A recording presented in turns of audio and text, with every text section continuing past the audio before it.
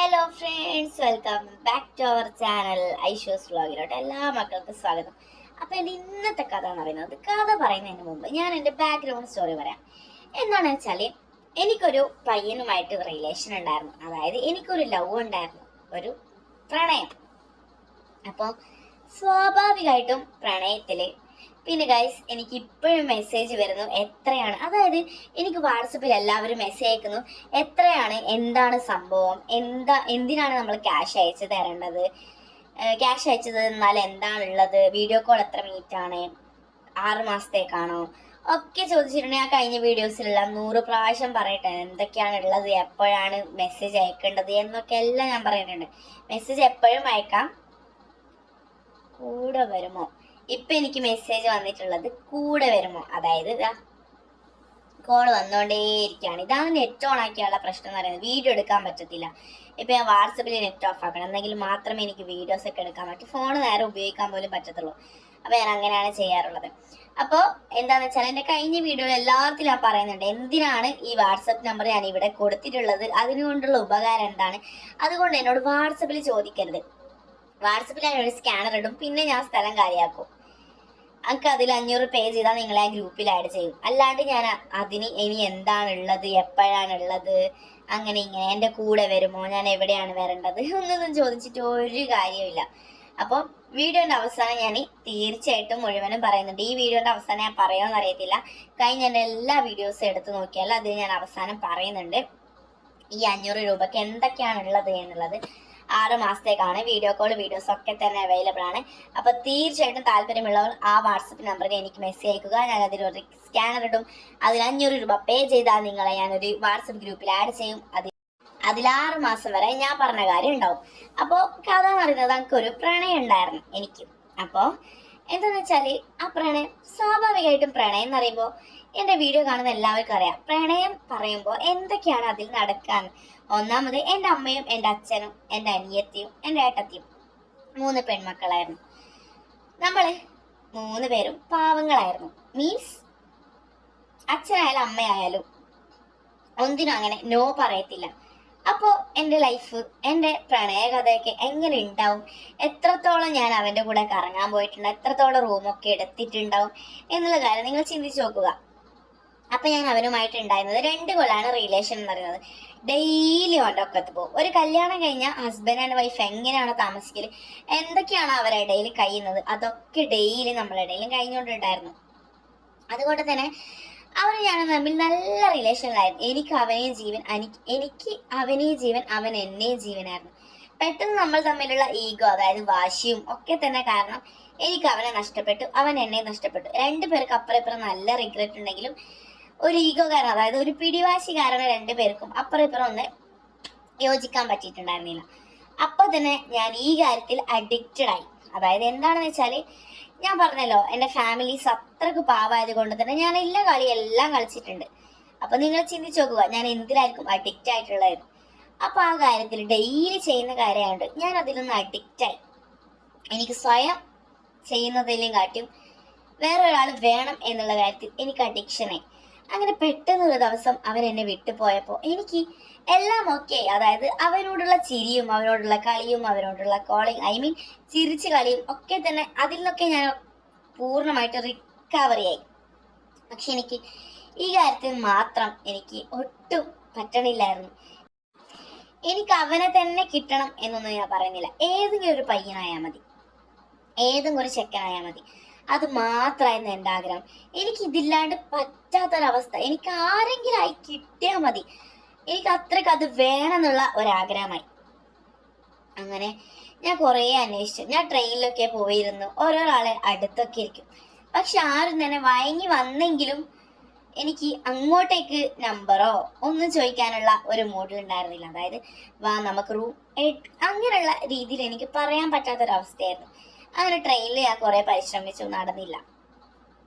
പെട്ടെന്നായിരുന്നു എൻ്റെ ഏച്ചിയുടെ കല്യാണം വരുന്നത്. അപ്പൊ പയ്യനെ കണ്ട് എൻ്റെ കിളി പോയി. അമ്മാതിരി പയ്യനായിരുന്നു. അതായത് നല്ല ഹാൻസം ബോഡി, നല്ല ഹൈറ്റ്, വെയിറ്റ് ഞാൻ വിചാരിച്ചതുപോലുള്ളവർക്ക്. പിന്നെ ചെറുപ്പം മുതൽ എനിക്കിഷ്ടം ഒരു മെലിഞ്ഞ ആൾക്കാരെ പ്രണയിക്കണം, മെലിഞ്ഞ ആൾക്കാരോട് ഇഷ്ടപ്പെടണം എന്നായിരുന്നു. എനിക്ക് 2 ലവ് ഉണ്ടായിരുന്നു. ഒന്ന് ഒരു മെലിഞ്ഞിട്ടുള്ള ഒരുത്തനായിരുന്നു.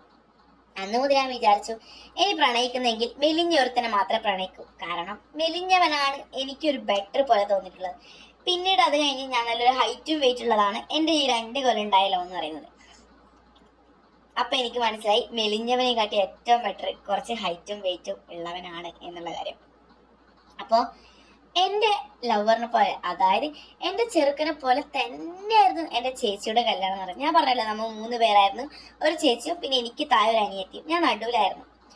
അങ്ങനെ അവളെ കല്യാണം കഴിഞ്ഞതോടെ എനിക്ക് എൻ്റെ താല്പര്യം മുഴുവനും ഇവനിലോട്ടായി.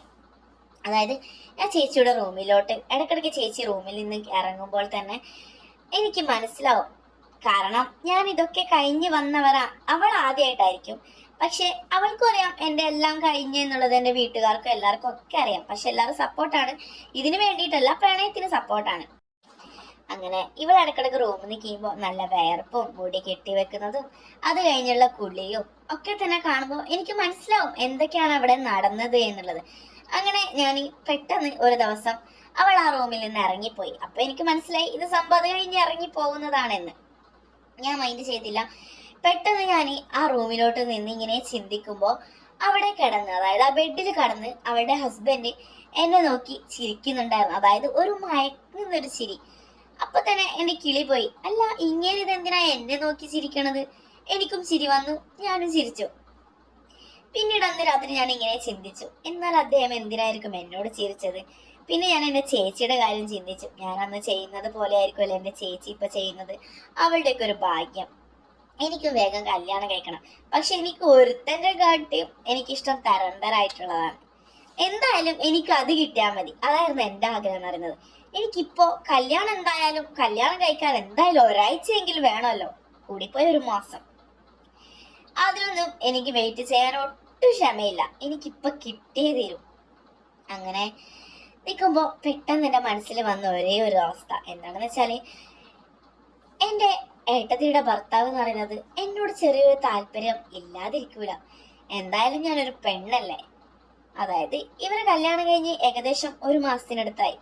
ഇവൻ ഇവളോട് ചെറുങ്ങനെ ഒരു മടുപ്പൊക്കെ തോന്നാതിരിക്കില്ല. എനിക്കൊന്ന് ട്രൈ ചെയ്താലോ എന്നുള്ള ഒരു കാര്യം എൻ്റെ മനസ്സിൽ ഇങ്ങനെ ഇട്ട് കറങ്ങിയാണ്. ഞാൻ ഫസ്റ്റ് വിചാരിച്ചു, അയ്യോ ഇതൊക്കെ മോശമല്ലേ, വേറൊരുത്തനെ ചിന്തിക്കുന്നത് പോലെയാണോ സ്വന്തം ഏട്ടത്തിയുടെ ഭർത്താവിനെ ചിന്തിക്കുന്നത്? പിന്നെ ഞാൻ വിചാരിച്ചു, എന്തായാലും ഞാൻ തെറ്റ് ചെയ്തിട്ടുണ്ട് കുറെ. അതായത് കണ്ടവന്റെ കൂടെ ഇതുവരെ ഞാൻ കല്യാണം കഴിഞ്ഞില്ലെങ്കിലും അവൻ്റെയൊക്കെ ഞാൻ റൂമൊക്കെ എടുത്തിട്ടുണ്ട്. പിന്നീട് ഇതൊക്കെ ഒരു തെറ്റല്ലാണ്ടാവുമോ? അതായത് എനിക്കിത് തെറ്റാണെന്ന് അറിഞ്ഞിട്ടും ഇതിനോട് എനിക്ക് ഒരു മടുപ്പുണ്ടായിരുന്നില്ല. അങ്ങനെ അവസാനം ഞാൻ അവനെ വശീകരിച്ചു. അതായത് എൻ്റെ വയലയിലോട്ട് ഞാൻ അവനെ എത്തിച്ചു. പിന്നെ നിങ്ങൾക്കറിയാലോ, അതായത് 2 കൊല്ലം അടുപ്പിച്ച് ചെയ്തുകൊണ്ടിരുന്ന ഞാൻ പിന്നെ 1 കൊല്ലം കഴിഞ്ഞ് വീണ്ടും എനിക്ക് ആ ഒരു ചാൻസ് കിട്ടിയിരിക്കുകയാണ്. അതായത് അവൻ ഞാൻ വിചാരിച്ചതുപോലെ ഉള്ള ഒരാളല്ല. അങ്ങനെ അവൻ്റെ കൂടെ എനിക്ക് കിട്ടി ഞാൻ ആഗ്രഹിച്ച പോലത്തെ തന്നെയുള്ള, അതായത് ഞാൻ വിചാരിച്ചു ഞാനിപ്പോൾ ഒരാളെ വളച്ചാൽ എനിക്കത് കൂടിപ്പോയ 1 ദിവസം മാത്രമല്ലേ കിട്ടത്തുള്ളൂ എന്നുള്ളത്. പക്ഷെ എൻ്റെ ഏട്ടത്തിയുടെ ഭർത്താവ് ഡെയിലി എൻ്റെ വീട്ടിലായിരുന്നു. അവള് ഉറങ്ങിക്കഴിഞ്ഞാൽ നേരെ അവൻ വരുത്ത് എൻ്റെ കൂടെയായിരുന്നു. പിന്നീട് ഉള്ള രാത്രികൾ പറയുന്നത് എനിക്ക് സ്വർഗ്ഗമായിരുന്നു. അതായത് ഒരൊറ്റ മാസത്തിലൊരിക്കൽ വരുന്ന ഒരു സംഭവം ഉണ്ടല്ലോ, അതിന് പോലും അവൻ എന്നെ വെറുതെ വിട്ടില്ല. അമ്മാതിരി സ്വർഗ്ഗമായിരുന്നു എനിക്കും അവനെന്ന് പറയുന്നത്. എൻ്റെയും അവൻ്റെയും ഒരു എന്താ പറയാ, ആഫ്റ്റർ എൻ്റെ കല്യാണത്തിന് ശേഷവും അവനായിരുന്നു എനിക്ക് സ്വർഗം കാണിച്ചുകൊണ്ടുണ്ടായിരുന്നത്. അപ്പൊ ഇതുപോലുള്ള കഥകൾ നിങ്ങൾക്ക് പച്ചക്ക് കേൾക്കാൻ ആഗ്രഹമുള്ളവർ തീർച്ചയായിട്ടും എനിക്ക് വാട്സപ്പ് നമ്പറിൽ മെസ്സേജ് അയക്കുക. അപ്പോൾ video call, videos, photos, girls chatting ഒക്കെ തന്നെ ഉണ്ടാവും. 500 രൂപ പേ ചെയ്താൽ നിങ്ങൾ ഞാനൊരു ഗ്രൂപ്പിൽ ആഡ് ചെയ്യും. അടുത്തൊരു വീഡിയോ ആയിട്ട് വരുന്നവരേക്കും ബൈ ബൈ.